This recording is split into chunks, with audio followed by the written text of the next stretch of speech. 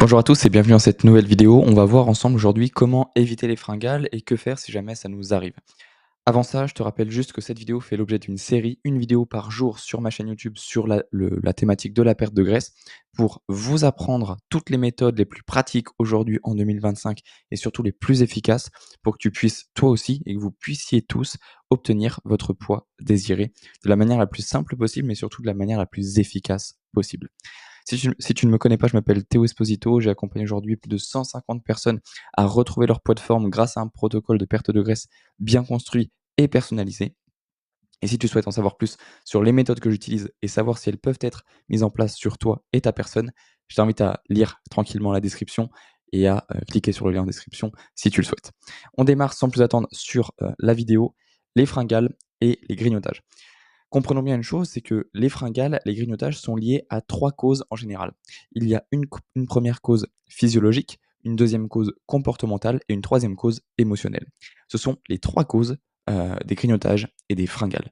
La première cause physiologique, elle est principalement due à une hypoglycémie réactionnelle, à des repas beaucoup trop insuffisants en termes de quantité, à un manque de protéines, un manque de fibres qui fait qu'on termine le repas sans avoir un effet satiétogène conséquent.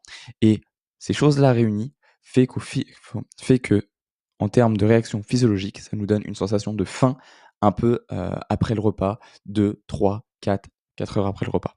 Et ça cause des problèmes d'équilibre énergétique, d'équilibre calorique et ça peut causer une prise de poids, une prise de graisse ou bien à l'inverse bloquer la perte de poids tout simplement.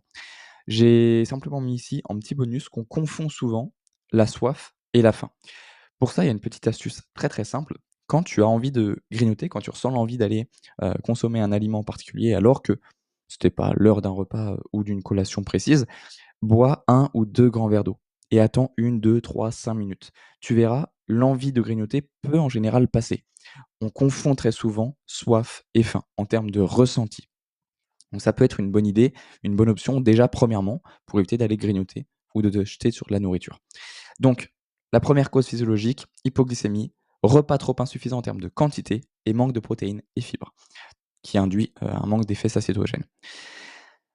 La deuxième cause, qui va te donner envie de grignoter, ça va être une cause comportementale.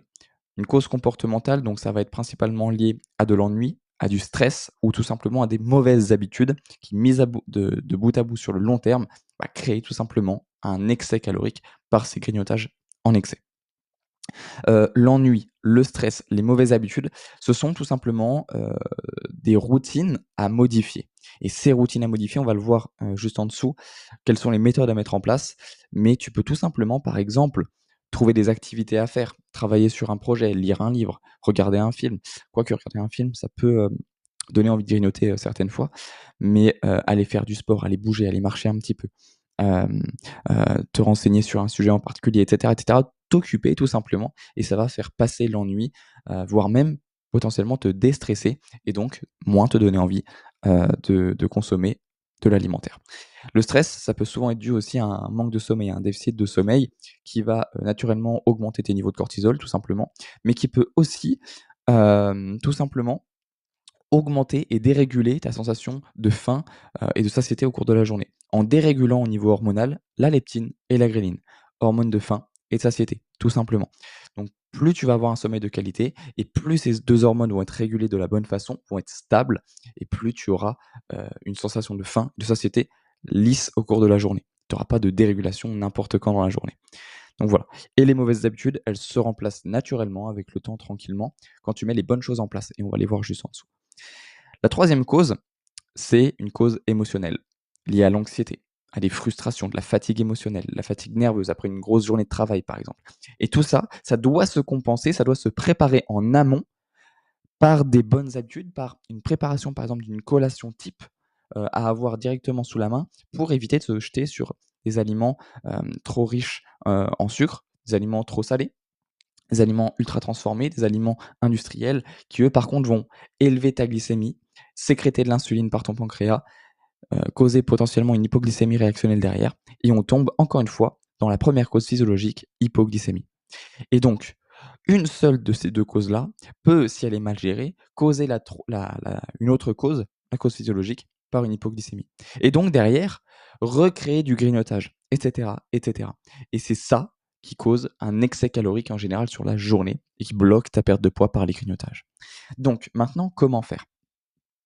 Je t'ai listé ici 5 étapes. 5 étapes à mettre en place pour supprimer les grignotages ou tout du moins, les limiter fortement. La première étape, ça va être à chaque repas de consommer des protéines et des fibres. Tout simplement consommer des repas complets. Les protéines et les fibres sont-elles essentielles pour l'effet satiétogène? Elles vont avoir un effet satiétogène important, c'est-à-dire qu'elles vont te combler au niveau de ton estomac. Elles vont avoir un effet assez rassasiant et ça, c'est hyper intéressant. Quand tu termines le repas, tu ne dois plus avoir faim et même si tu es en perte de poids. Si tu es en perte de poids, en perte de graisse et que tu ressens une sensation de faim alors que tu as terminé ton repas, c'est pas normal. Tu dois, être pas forcément rassasié, complètement, mais tu dois avoir un effet de satiété important à la fin de ton repas. Pour ensuite ne pas avoir faim après le repas et forcément ne pas avoir envie de grignoter. Donc c'est hyper important. Et pour ça, je te conseille vraiment d'avoir des protéines à chaque repas et des fibres à chaque repas. Ça peut simplement être petite portion de protéines maigres ou une portion de protéines maigres adaptée à tes besoins et une portion de crudité ou de crudité peut-être en plus grande quantité. Et là, ça va être très intéressant pour l'effet satiétogène, tout simplement. Donc, je t'ai ajouté ici aussi d'absolument éviter tous les repas trop légers et uniquement sucrés. Ça va peut-être te faire du bien sur le moment, mais en fait, ça rejoint trop une collation beaucoup trop sucrée.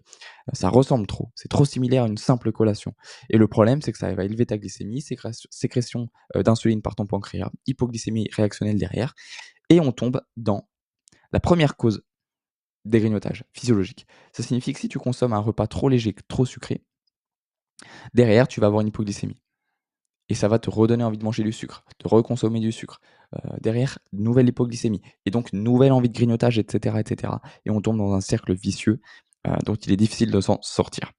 Donc voilà, la première étape, c'est à chaque repas, consommer des protéines en quantité suffisante et des fibres en quantité suffisante. La deuxième étape, boire suffisamment. Et ouais, pourquoi? Parce que si on vient à consommer des fibres à chaque repas, l'objectif, c'est qu'elles aient un effet satiétogène.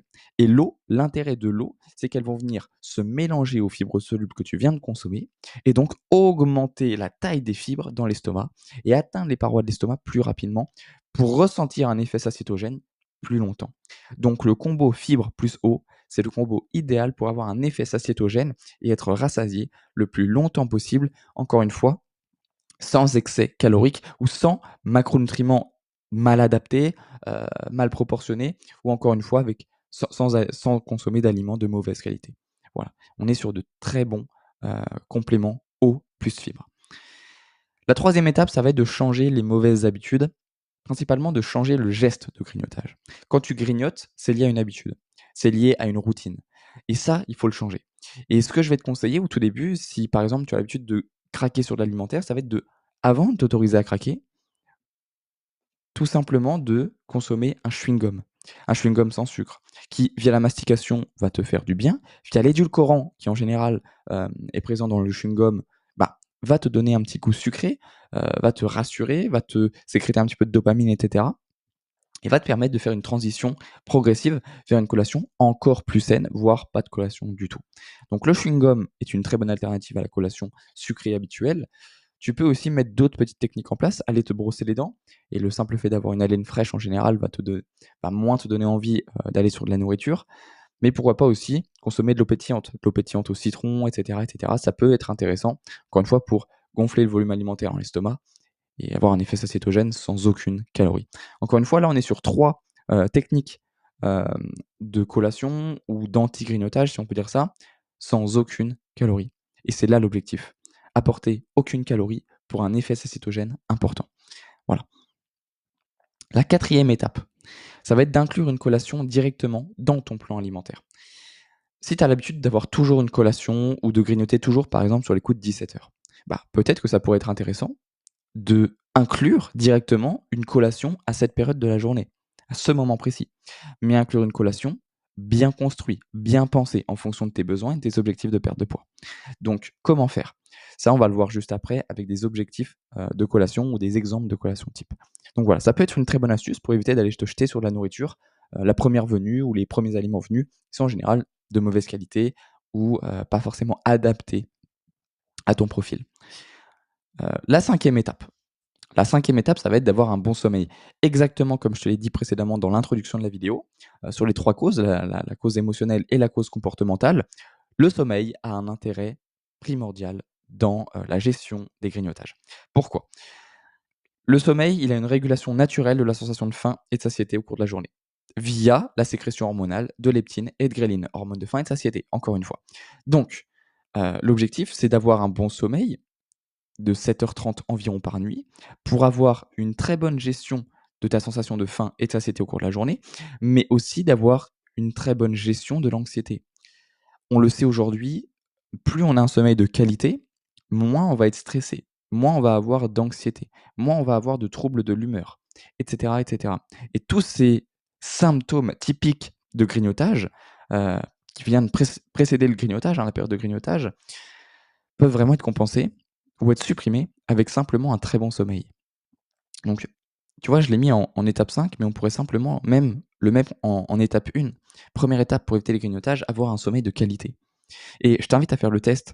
Hem, le lendemain d'une soirée, d'un événement où tu as été te coucher très tard, observe comment tu te sens au niveau de ta satiété, au niveau de ta faim, au niveau de ta sensation de grignotage, et cetera. Observe. Ne réagis pas forcément. Vis ta journée normalement, mais observe ces sensations. Écoute-toi et exactement de la même façon, écoute-toi, une journée où tu as passé une très bonne nuit avant. Tu verras que dans les 2 cas seront très différents et l'une des 2 journées, tu vas avoir une sensation de faim linéaire. Après le repas, tu n'auras plus faim. Tu vas facilement attendre jusqu'au repas, suivant. Et sur l'une des 2 journées, tu vas avoir faim un petit peu tout le temps dans la journée. Tu vas manger un petit peu, tu auras plus faim. Tu vas avoir très faim après, 1 heure après. Tu vas remanger, tu auras plus faim, et cetera, et cetera. Et ça, c'est lié tout simplement à une mauvaise, régulation de la gréline et la leptine, tout simplement.